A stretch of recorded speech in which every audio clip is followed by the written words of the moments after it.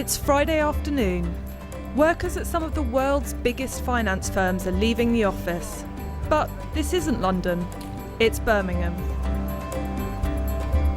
It seems strange to start to look at the city and Brexit here, but financial firms employ thousands of people in places like Birmingham, Bournemouth, Belfast. We get dark warnings from London's Square Mile, but they can seem the concern of a few overpaid bankers. However, there are suggestions that the financial impact from Brexit could run much wider. About 2.2 million people in the UK work in finance or related professions. 2/3 of them are based outside the capital, according to lobby group The City UK. Finance accounts for just under 15% of jobs in London. That includes things like banking and trading, insurance, fund management, as well as related accountancy and legal services. Edinburgh is actually higher than that.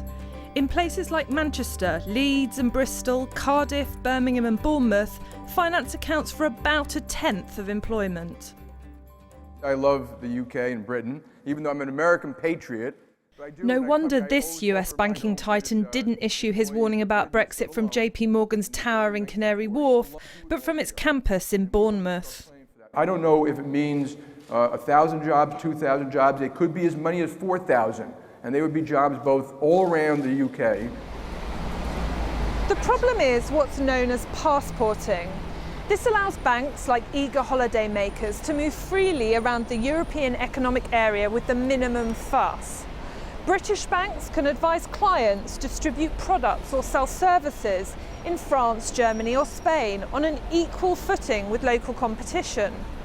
And institutions from places like the US, Japan or Australia can trade freely in Europe from a base in London. Passporting will fall away, and then all these institutions will be forced to think, well, do I move entirely to somewhere else in the EU, or do I set up a separate operation somewhere else in the EU? I think it is undeniable that that will lead to some movement of jobs and activities out of London. So what's to stop a bank establishing a token presence in the EU, but letting most staff, be it London traders or bankers elsewhere, stay put? The issue is that if the core of the business moves to another country, will that country's regulator allow those businesses to be conducted somewhere outside the European Union?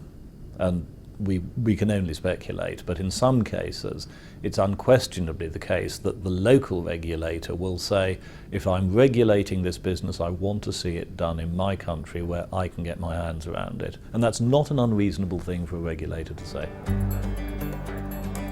Prosperous Norway, part of the European Economic Area, has access to Europe's financial markets. But they've had to sign up to the full suite of EU rules and regulations without much of a say over making them. What about Switzerland? It runs a thriving banking industry from outside the EU. The big Swiss banks don't operate in Europe out of Switzerland. The Swiss banks have Swiss operations and European operations which are established in London. So one of the existing models may not work, and the city's negotiating hand doesn't look great when it comes to finding a bespoke deal. Germany may flog us plenty of cars, but in services the UK exports far more than it takes back. But some argue that goods, that's German cars or French wine, and services, our financial expertise, would have to be part and parcel of the same negotiation. That could strengthen the UK's position. Passporting and the restriction on passporting would effectively be an indirect tariff. It may not be a percentage, like say 10% on a bottle of port from Portugal, but it is protectionism in its softer form. There is absolutely no doubt the UK government, when trying to negotiate a bilateral trade agreement with the European Economic Area, would have to take into account indirect tariffs and treat them as seriously as direct tariffs and negotiate them side by side. So would the government, threatened with the departure of well-paid jobs, find other ways to help the city? There are two key areas. One is regulation and the other is tax.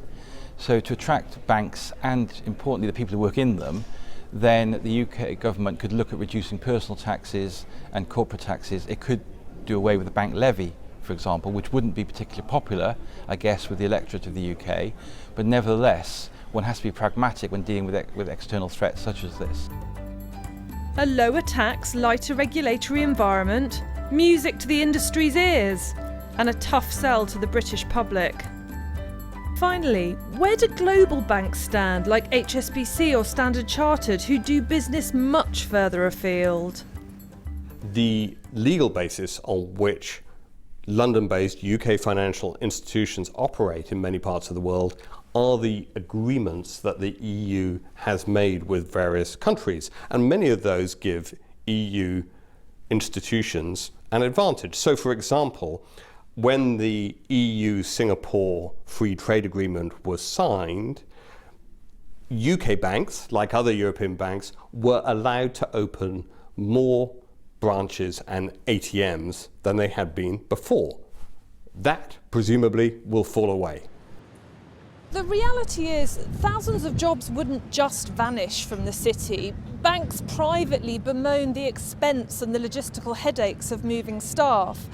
It also isn't clear if most jobs would move to one financial centre, like Frankfurt or Paris, or whether finance would fracture, going back into domestic markets.